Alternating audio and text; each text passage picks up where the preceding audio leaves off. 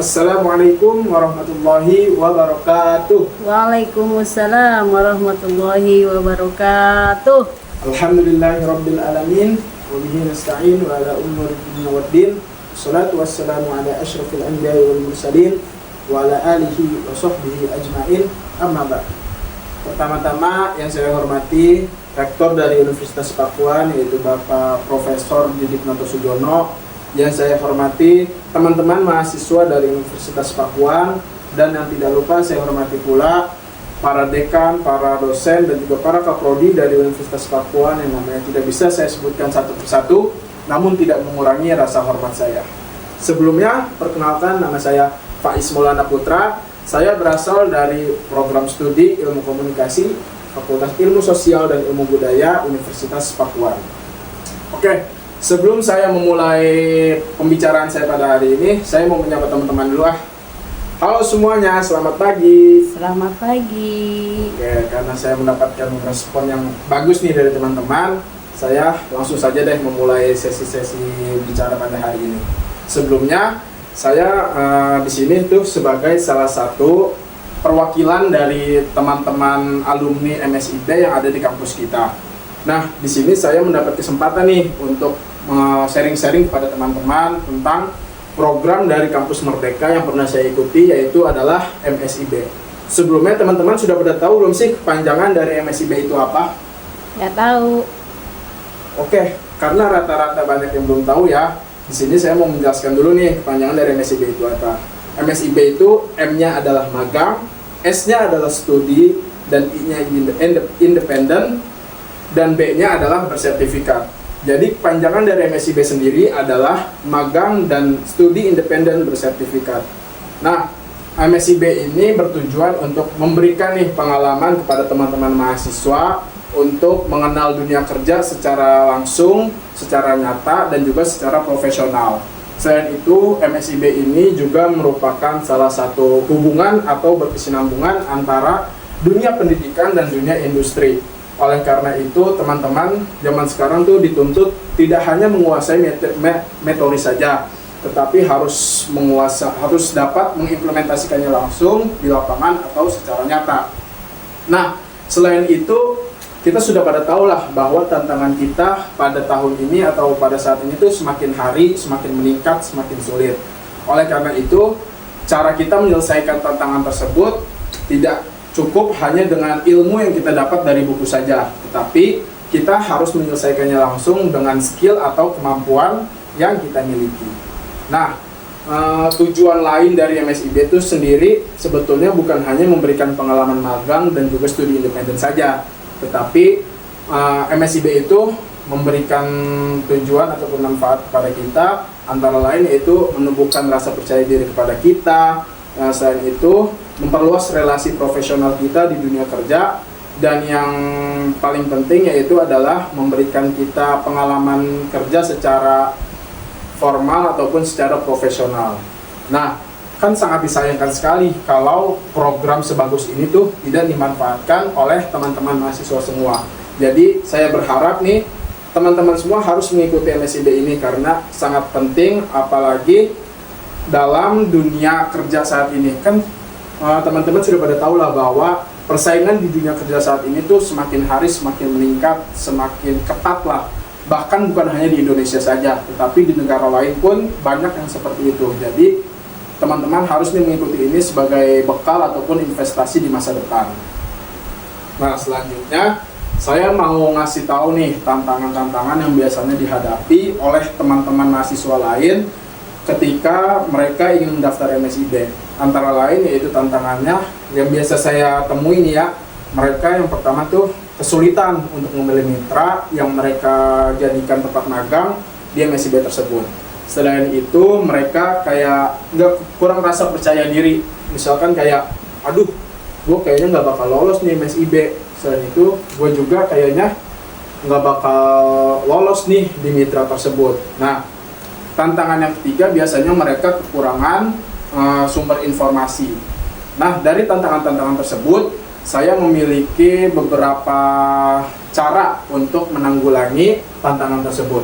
Yang pertama, kalian harus sering-sering nih mengecek website dari Kemendikbud ataupun website dari Kampus Merdeka agar kalian dapat informasi tentang program-program dari Kampus Merdeka tersebut, terutama adalah MSIB yang ingin kalian ikuti.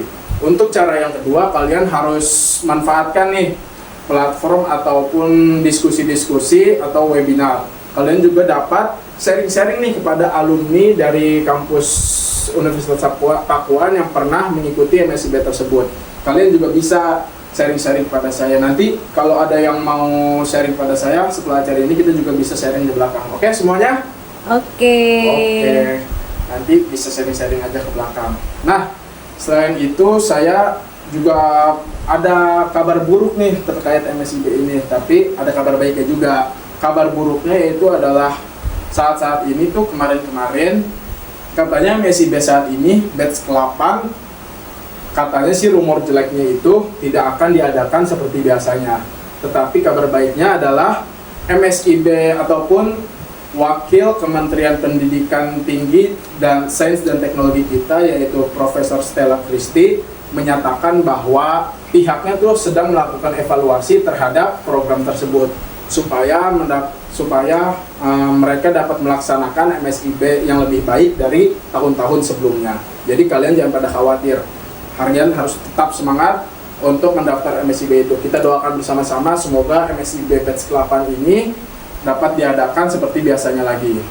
Nah, untuk kita masuk ataupun mendaftar MSIB itu kan kita memiliki beberapa langkah-langkah yang harus dilakukan untuk mendaftar MSIB. Nah, saya mau memberitahu langkah-langkah yang harus dipersiapkan nih sama teman-teman untuk mendaftar MSIB. Langkah-langkah yang pertama yaitu adalah dalam segi akademik, kalian harus nih mempertahankan atau meningkatkan IPK kalian. Karena minimal IPK-nya tuh adalah 3,00. Selain itu, kalian harus ngecek nih data diri kalian di PDDikti. Itu sudah aktif dan sudah selaras belum sama data diri kalian di KTP. Untuk persiapan yang kedua, kalian dalam segi berkas-berkas, kalian harus mempersiapkan CV atau kurikulum vitae. Kalian sudah pada tahu kan bentuk CV kayak gimana? Belum. Nah, pasti kalian sudah pada tahu sih seharusnya karena di masa SMK kalian pernah belajar nih pasti bikin CV. Nah, untuk CV-nya sendiri, kalian harus membuat CV yang formal ataupun profesional karena karena kalian tuh jika membuat CV-nya sesuai dengan yang kalian pelajari di SMK, mungkin kurang relevan lah untuk dikirimkan ataupun kalian gunakan untuk mendaftar MSIB tersebut. Selanjutnya nih, langkah yang ketiga dalam segi efektivitas ataupun dalam segi kalian mendaftarnya. Kalian harus mendaftarkan diri kalian sendiri di website dari Kampus Merdeka. Kalian harus mendaftarkan diri dulu nih, kalian melengkapi data kalian dan lain-lainnya supaya kalian bisa mendaftar lebih lanjut atau melanjutkan program tersebut. Dan yang terakhir, langkah keempat, kalian harus mempersiapkan mental nih. Karena kata orang-orang tuh kan dunia kerja tidak seperti dunia kita saat ini, dunia pendidikan. Dunia kerja tuh katanya nih, kata orang-orang itu lebih keras. Jadi kalian harus mempersiapkan mental kalian agar tidak lembek lah, kalian tidak kurang kuat gitu mentalnya, harus dikuatkan. Nah, itu adalah beberapa langkah yang harus kalian persiapkan untuk mendaftar MSIB.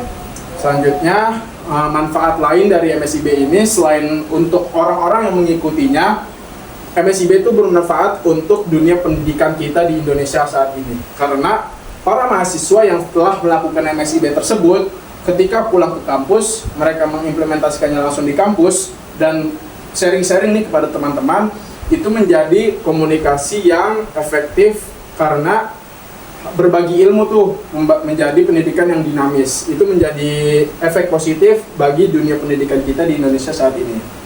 Mungkin itu sebagai penutup, saya mengajak nih Sivitas Akademi Universitas Pakuan kepada rektor, dosen, dekan, dan lain-lain untuk mendukunglah para calon peserta dari MSIB tersebut ataupun para alumni dari MSIB tersebut. Karena mereka jika mengimplementasikannya langsung di kampus itu menjadi dampak yang sangat positif untuk kampus kita. Selain itu, saya juga mengajak teman-teman untuk mencari ilmu sebanyak-banyaknya dan dari mana saja. Sebagaimana sabda Rasulullah SAW, yaitu adalah utlubul ilmah minal mahdi ilal lahdi, yang berarti tuntutlah ilmu dari buayan hingga ke liang lahat.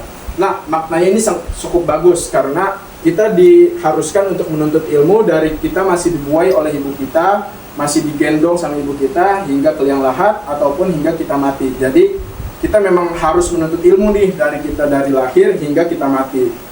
Nah, mungkin itu saja ya yang bisa saya sampaikan. Kurang dan lebihnya mohon maaf. Wabillahi taufiq wal hidayah. Wassalamualaikum warahmatullahi wabarakatuh.